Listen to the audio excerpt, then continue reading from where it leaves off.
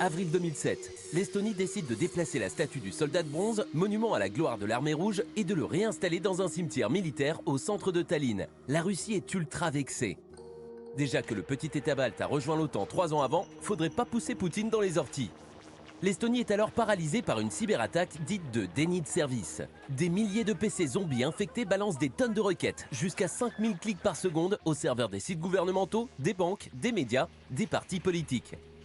Les serveurs saturent et les utilisateurs tombent sur des pages d'erreur 404. L'Estonie parle d'un acte de cyberguerre, sauf qu'à l'OTAN, on connaît pas. Mais qu'est-ce que vous me racontez? Ce mot n'existe pas. L'histoire commence dans le cyberespace, un tout nouveau territoire de conflit. On lui a donné plusieurs dates de naissance. 1837, lors de l'invention du télégraphe et du morse, 1940 et l'arrivée des premiers ordinateurs, 1969 avec le premier réseau d'ordinateurs connectés ARPANET créé par le Pentagone, ou plus récemment en 1990 avec l'annonce officielle de la naissance d'Internet, le fameux World Wide Web.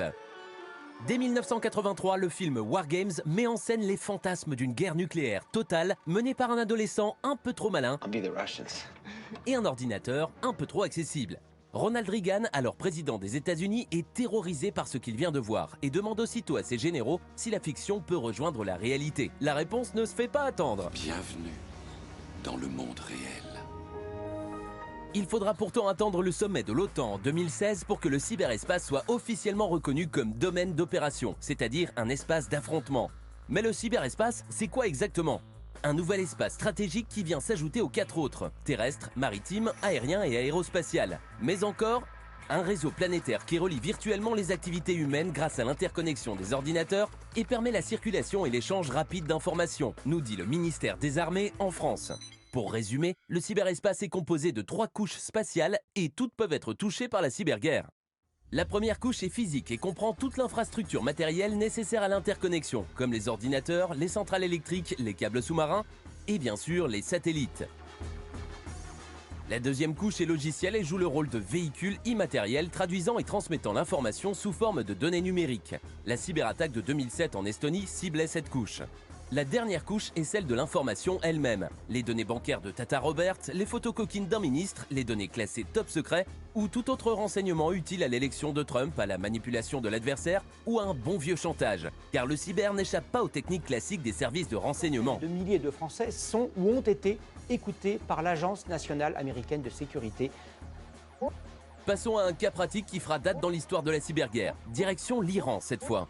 En juin 2010 a lieu un tournant dans l'utilisation de l'arme cybernétique contre un autre État. On découvre l'existence de Stuxnet, un ver informatique sans doute créé par les États-Unis et Israël et qui, après une seule exécution, s'est propagé d'ordinateur en ordinateur jusqu'à infiltrer 30 000 systèmes rien qu'en Iran.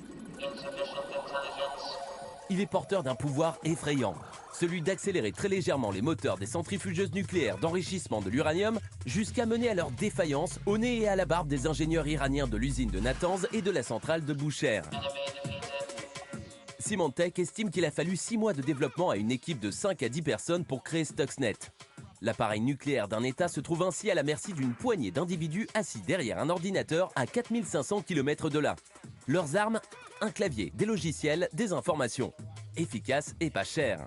Une révolution aussi folle que le passage de la cavalerie aux divisions blindées lors de la Première Guerre mondiale. L'avantage du cyberespace, c'est qu'il n'y a pas de traces. Bienvenue dans un no man's land juridique digne du Far West, où un clic de souris ou une simple clé USB peuvent ravager toutes les activités humaines. Transport, communication, système de production ou de distribution d'eau, centrale nucléaire, objets connectés ou voitures autonomes. James Bond en mettrait la main de sa gouvernante à couper. L'avènement d'un cyberspectre est pour bientôt. Of course, Spectre. En 2017, plus de 700 millions de cyberattaques ont été enregistrées à travers le monde pour un préjudice de 550 milliards d'euros, dont plus de 6 milliards d'euros en France. La mise en place d'une cyberstratégie et d'une cyberdéfense est désormais indispensable.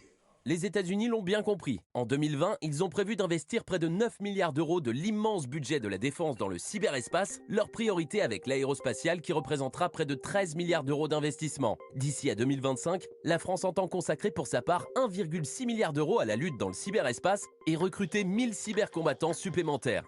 L'Allemagne, quant à elle, prévoit d'investir 142,5 millions d'euros sur la période 2019-2022. La Chine prend aussi sa cybersécurité très au sérieux avec 1,4 milliard d'euros investis, loin devant la Grande-Bretagne et la Russie. J'ai dépensé sans compter. Bref, tout le monde se prépare à la guerre du futur. Mais alors, comment devenir le cyberboss?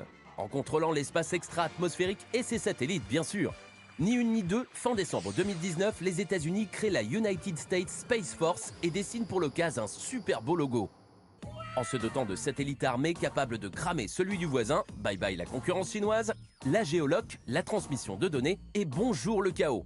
Alors, êtes-vous prêt à vous laisser enrôler par les forces de l'Empire ou rejoindrez-vous la rébellion ?